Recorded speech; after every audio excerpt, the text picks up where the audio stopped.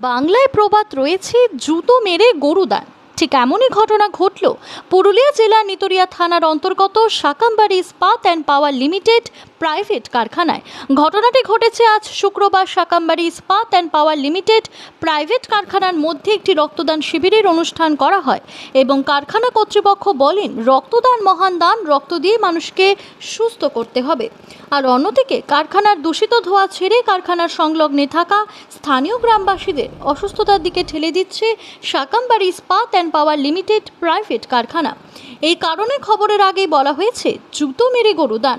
আবার কারখানার রক্তদান শিবিরের অনুষ্ঠানে উপস্থিত ছিলেন বেশ কিছু প্রশাসনের আধিকারিকেরা।